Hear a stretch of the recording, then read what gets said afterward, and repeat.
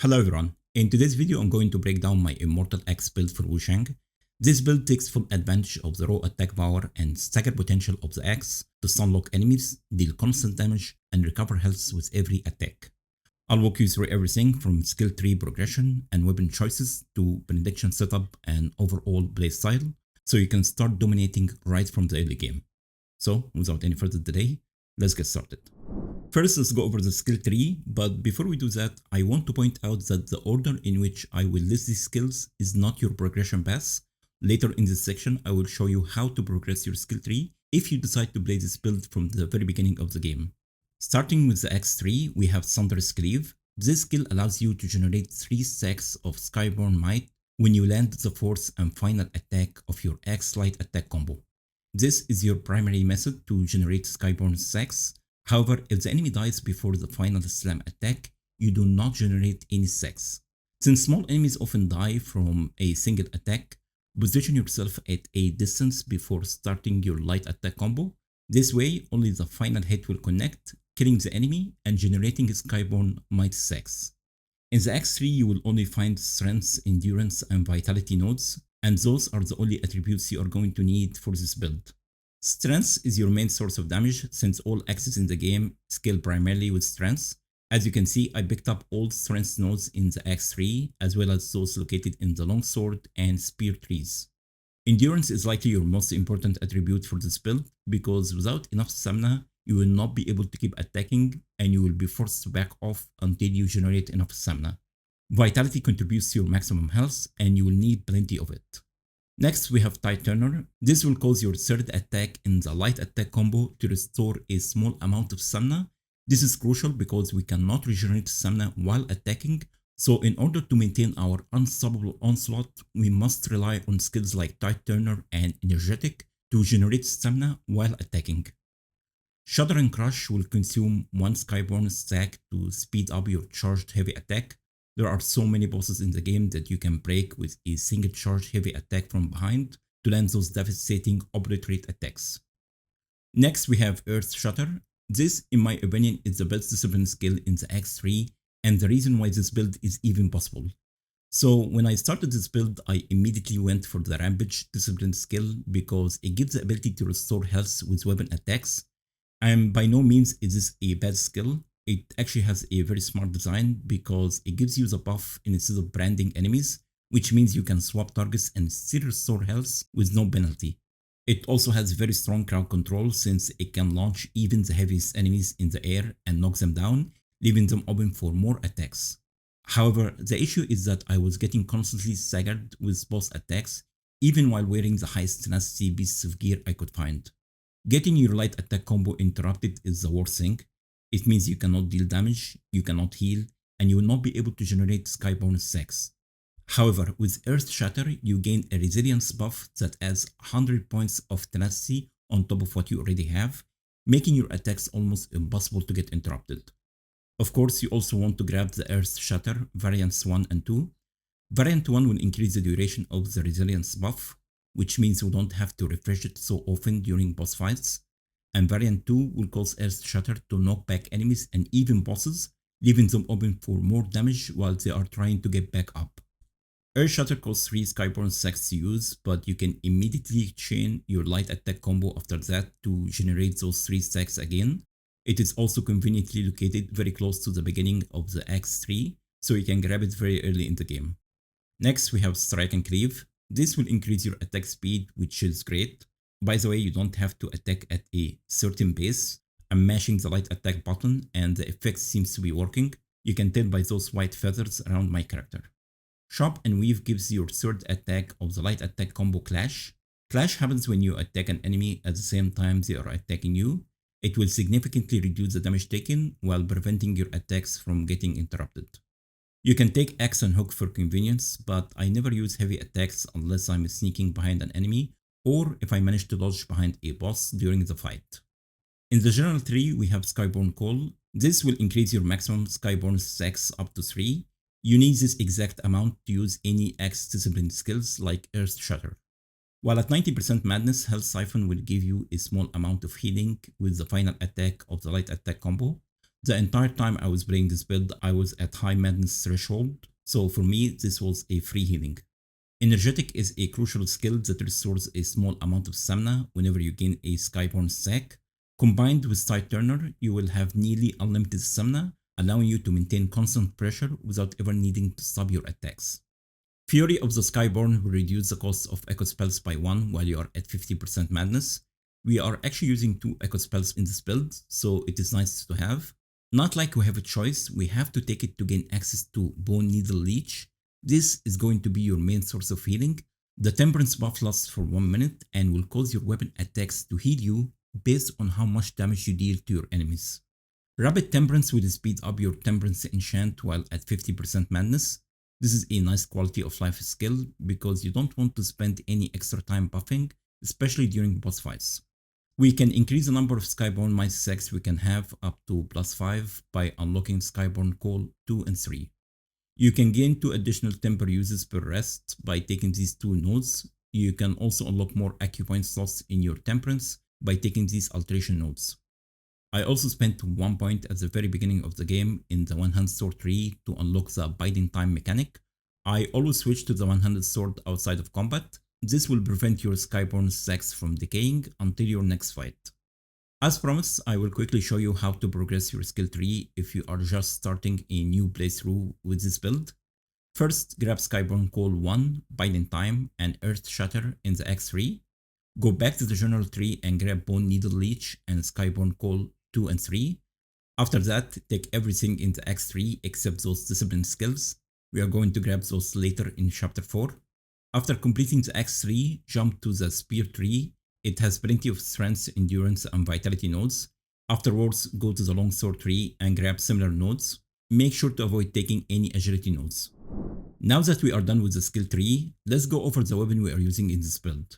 We are going to use the Empyrean Great Axe. This is arguably the best axe in the game. It has the highest raw attack power of any other axe in the game, as well as high strength scaling. The best part about this axe is that you can get it very early in the game near the Shoe Sanctum. Scorn Great Axe could potentially rival the Empyrean Great Axe in terms of damage.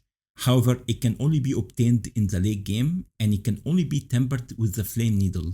This means we cannot use the Leech Needle to sustain ourselves during combat, which is what this build is all about. The opening skill Empyrean Crash is a leap attack that deals fire damage and can cause burn build-up on your target if you use it with at least 2 Skyborn stacks. There are certain situations where I find this skill extremely useful. You can use it to initiate combat and then immediately chain into light attacks. You can also use it to close the gap with your enemies if they started running away. You can use it to dodge charging enemies or certain boss mechanics. It also deals decent stance damage, so you can use it to break enemies' poise. As I mentioned earlier, we are going to use Bone Needle Leech. For the other acupoint slots, we are using Shadowstone Needle Strength to improve our weapon strength scaling and boost our overall damage. Blunt Stone Needle Temper will increase your attack power. Everlight Stone Needle Continuity will increase the duration of the Temperance buff. For the spells, we are using Echo of Dutenga. You can chain light attack combo after casting Echo of Dutenga to skip the first 3 light attacks and land the final force attack to generate 3 Skyborn stacks. It is a very effective method to generate Skyborn stacks from small enemies since they usually die from a single light attack. Echo of Dutenga will deal very little damage since we are not playing a full mage build. However, that actually works very well in our favor since we want to keep those small enemies alive until the final slam to generate Skyborn might stacks. If you are fighting an enemy and you feel like you can't sustain the amount of damage you are taking, you can use Divine Ward. This will improve your damage negation by 20% for 30 seconds. It costs 3 Skyborn stacks to cast, which means you can cast it after 1 light attack combo. Ethereal Form is a quality of life spell. I use it to dodge traps and certain boss mechanics. It costs 1 Skyborn stack to cast, but it will also refund 1 stack when it triggers because it counts as perfect dodge, so technically it's cost free. Echo of the Bow Magus will create a protective shield around you that makes you invincible to all attacks. It costs 3 Skyborn stacks to cast and can withstand 3 attacks before breaking. You can use it to give yourself a break to regenerate some of your missing health. You can also use it to negate damage from certain boss mechanics. The only time I felt I needed to use this spell was against the final boss because he was hitting too hard and moving too much for me to regenerate my health. For the armor, try to aim for pieces of gear that are both high on physical damage negation and tenacity. The main armor is a good starter gear. Tenacity is the term this game uses for hyper armor or poise. The more tenacity you have, the less likely your attacks is going to get interrupted. However, you should also dress for the occasion. For example, against the Fierce Tiger boss, I use the South General Armor set because it has high lightning damage mitigation, and there was a lot of lightning damage in that fight. For the pendants, we are using the Twin Infant Pendant. This will increase your stamina recovery speed by 50%. I can't emphasize enough the importance of stamina for our build, so this is a must-have. Alongside, use the Dragonfish Pendant. It will increase your maximum stamina by 20%. Later towards the late game, when you have enough stamina, replace it with the Beast Pendant. It will boost your weapon's blunt damage by 10%, which is perfect since the Empyrean Great Axe deals primarily blunt damage. For the final slot, use the Tiger Pendant to boost all physical attack power by 10%. Your best installed Benediction setup is the Try, 6 and 9 Disciplinary Force. Each item increases your damage by 10%, and if you manage to complete the entire set, you will gain an additional 15% extra damage, so a total of 45% extra damage. However, you have to take a total of 12 discipline skills in order to meet the requirement of the set bonus. You start the game with 5 discipline skills, 1 for each weapon category, which means we need 7 more. So we are going to take all discipline skills in the axe tree, 2 skills from the spear tree, and the final one from the longsword. I made it this way so I will not have to take any unnecessary agility nodes. While this is your optimal Benediction setup, you will not be able to complete it until you buy the 9 Disciplinary Force from the Panda at the beginning of Chapter 4. So until then, you can use Vitality Force to increase your damage while your health is full. If you don't have this one yet, you can use Vitality Ferocity, however it comes with an increased damage taken drawback. Decent Might will increase your damage and grant you Skyborn Might stack when you defeat enemies. Excellent choice during exploration. However, in boss fights, you might want to replace it with Skyborn Vigor or Vitality Ward. For the final slot, use Combo Force to increase your damage with every consecutive attack. So the way you play this build is fairly simple. Light attacks are your main source of damage and the primary method to generate Skyborn Might stacks. If you have at least one Skyborn stack, use Echo of Dutenga against small enemies and chain into light attack to quickly generate Skyborn stacks. If you don't have any Skyborn stacks, you can start attacking a little bit far away so that the final attack hits the enemy and generates Skyborn stacks. Against elite enemies, you want to use Temperance to be able to heal with your light attacks. You also want to have Earth Shatter Resilience buff active at all times.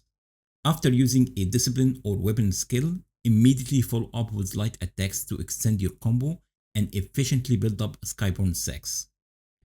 Here is how you prepare for boss fights. Use Maddening Incense to increase madness and boost your damage. Yes, it will also increase your damage taken, but we simply have too much damage negation and healing. Use Plumped Branch to give yourself 5 stacks of Skyborn Might. This will help kickstart your rotation on the opener.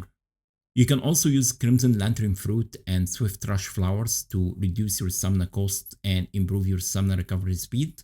You don't really need them, but they are good options if you find yourself struggling with stamina. Use Temperance Leech to buff your weapon and refresh it whenever it falls off. Open the fight with Empyrean Crash and then Earth Shatter, then start spamming your light attacks. If you notice your resilience buff is about to fall off, use Earth Shatter again. If you feel you are taking more damage than you can sustain, cast Divine Ward or even Echo of the Bomagus. If the boss started running away, just follow up with the Empyrean Crash. You never want to stop your relentless aggression. At the very end of the video, I included footage of me defeating the final boss with this build. There are major spoilers in that footage, so turn away if you don't want any spoilers.